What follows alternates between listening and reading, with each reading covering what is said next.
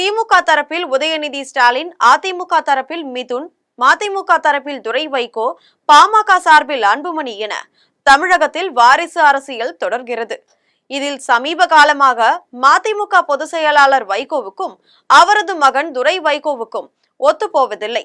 இருவரும் இரு துருவங்களாக செயல்பட்டு வருகிறார்கள். திமுகவுடன் கூட்டணி வைக்க வேண்டும் என்பது வைகோ கருத்தாக இருக்கிறது. பாரதிய ஜனதா கட்சியுடன் கூட்டணி வைக்க வேண்டும் என்பது துரை வைகோவின் கருத்தாக இருக்கிறது.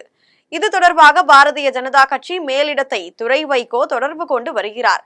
அதே சமயம் திமுகவுடன் தான் கூட்டணி என்பதில் வைகோ உறுதியாக இருக்கிறார். இதேபோல பாட்டாளி மக்கள் கட்சியை பொறுத்தவரையில் மருத்துவர் ராமதாசுக்கும் மருத்துவர் அன்புமணிக்கும் இடையே யார் தலைவர் என்கிற பதவி போட்டி கடுமையான சண்டையில் முடிந்து தற்பொழுது கட்சி இரண்டாக உடையும் சூழ்நிலை ஏற்பட்டு இருக்கிறது. திமுகவை பொறுத்தவரையில் தந்தை சொல்மிக்க மந்திரம் இல்லை என்கிற மந்திர சொல்லை கடைபிடித்து வருபவர் உதயநிதி ஸ்டாலின். மு.க. ஸ்டாலின் கிழித்த கோட்டை உதயநிதி ஸ்டாலின் எந்த காரணம் கொண்டும் தாண்டுவதில்லை. இந்த நிலையில் வருகிற சட்டமன்ற தேர்தலில் தொகுதி உடன்பாடு தொடர்பாக தந்தை மகன் ஆகியோருக்கு இடையே புதிய மோதல் வெடித்து இருக்கிறது. உதயநிதி ஸ்டாலினை பொறுத்தவரையில் தன்னை சார்ந்திருக்கும் இளைஞர் அணி நிர்வாகிகளுக்கு இந்த முறை கூடுதல் சீட்டு பெற்றுத்தர வேண்டும் என்கிற முடிவில் இருக்கிறார்.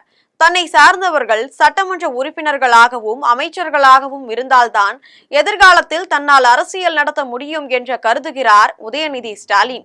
இதேபோல தனது அடுத்த வாரிசாக முதலமைச்சர் பதவியை எட்டி பிடிக்க வேண்டும் என்பதில் மு.க. ஸ்டாலினும் உறுதியாக இருக்கிறார். இப்படிப்பட்ட சூழ்நிலையில் தற்பொழுது திமுக வேட்பாளர்கள் தேர்வு நடைபெற்று வருகிறது. முதல் கட்ட ஆலோசனையில் இன்னும் யாருக்கும் உத்தரவாதம் தரப்படவில்லை.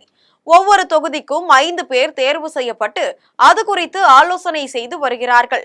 உதயநிதி ஸ்டாலினை பொறுத்தவரையில் வருகின்ற சட்டமன்ற தேர்தலில் இளைஞர் அணியை சேர்ந்தவர்களுக்கு 60 தொகுதிகளை ஒதுக்கி தர வேண்டும் என்று கோரிக்கை வைத்திருக்கிறார். இளைஞர்களுக்கு முக்கியத்துவம் தர வேண்டும் என்பதில் மாற்று கருத்து இல்லாத போதிலும் அவர்களுக்கு 20 தொகுதிகள் வேண்டுமானால் ஒதுக்கி தரலாம் என்கிற முடிவில் இருக்கிறார் மு.க. ஸ்டாலின்.